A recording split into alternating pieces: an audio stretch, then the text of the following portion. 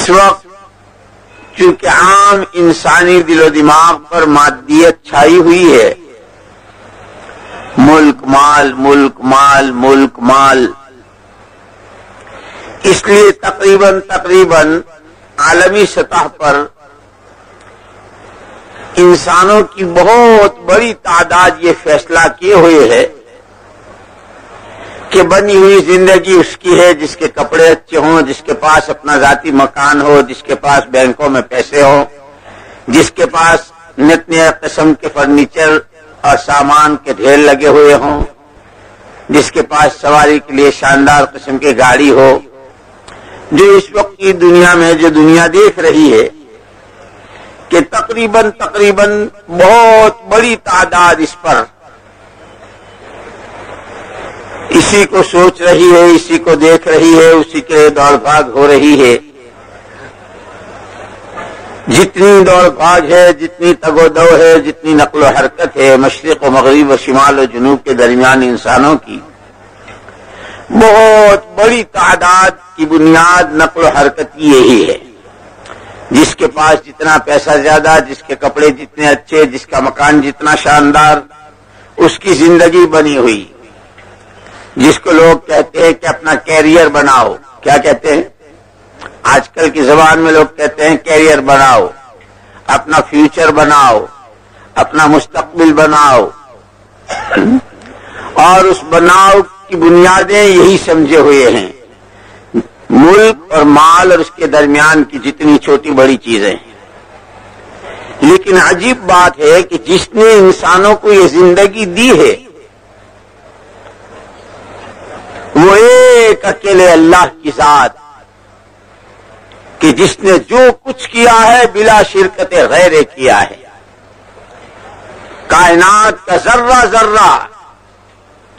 آسمان اور آسمانی دنیا کی تمام مخلوقات، زمین کے اوپر کی تمام مخلوقات، زمین کے اندر کی تمام مخلوقات، شکلیں جتنی چاہے بدلی ہوئی ہوں اور جتنی مختلف ہوں، لیکن تمام مخلوقات کا پیدا کرنے والا تنہا ایک وحدہ لا شریک لہ، جس نے چاند کو بھی زندگی دے رکھی ہے، جس نے سورج کو دے رکھی ہے، جس نے آسمان و زمینوں کو دے رکھی ہے، جس نے پہاڑوں، سمندروں، دریاؤں اور نہروں کو دے رکھی ہے، جس نے انسانوں کو دے رکھی ہے، جس نے جانوروں، چرندوں، پرندوں، درندوں کو دے رکھی ہے، جس نے ہر مخلوق کو زندگی دے رکھی ہے، اور پھر اس نے اس انسان کے لیے، چونکہ یہ اشرف المخلوقات ہے، حق تعالی شانہ نے خود اسے اپنی خلافت کا جوڑا پہنایا ہے، اسی لیے اس نے جتنا اس انسان کے لیے اہتمام کیا ہے، اس کی تعلیم کا، اس کی تربیت کا، اس کی رہبری کا، اس کے لیے آسمان سے کتابیں ہیں، آسمان سے صحیفے ہیں، انبیاء اور رسول علیہم الصلوۃ والتسلیمات کے نمونے ہیں اور ان کے اسوے ہیں۔ اس نے کہیں سے کہیں کسی آسمانی صحیفے میں، کسی آسمانی کتاب میں، کسی نبی کی سیرت میں، کسی نبی کے پیغام میں، کسی نبی کی دعوت میں کہیں سے کہیں تک یہ بات نہیں بتلائی ہے کہ ہمارے یہاں بنی ہوئی زندگی کا معیار ملک و مال ہے، بلکہ اس کے یہاں سے ہر زمانے میں انسانوں کو زندگی کا نمونہ بتانے اور انسانوں کی زندگی بنانے کی رہبری کرنے کے لیے جن نبیوں اور پیغمبروں علیہ الصلوۃ والتسلیمات کو اللہ نے مبعوث فرمایا ہے، انہی کو نمونہ قرار دیا، یہ کہا کہ ہمیں جو زندگی پسند ہے، جو زندگی ہم دیکھنا چاہتے ہیں اور جس پر ہم انسانوں کو دیکھنا چاہتے ہیں وہ نمونے ہی ہے۔ اسی لیے تمام نبی، تمام پیغمبر کہ بنی ہوئی زندگی وہ ہے جو نبی کی زندگی ہے۔ اسی لیے ہر زمانے میں ہر قوم اور ہر امت کے لیے حق تعالی شانہ نے جس نبی کو بھیجا اس نبی کو نمونہ قرار دیا اور اس وقت کی اس امت اور اس قوم سے اس کا مطالبہ کیا کہ اپنے آپ کو اس زندگی پر لے آؤ۔ حضور اکرم صلی اللہ تعالی وسلم کی بعثت پر آپ ہی کی زبانی اعلان کرایا، قل یا ایھا الناس انی رسول اللہ الیکم جمیعا۔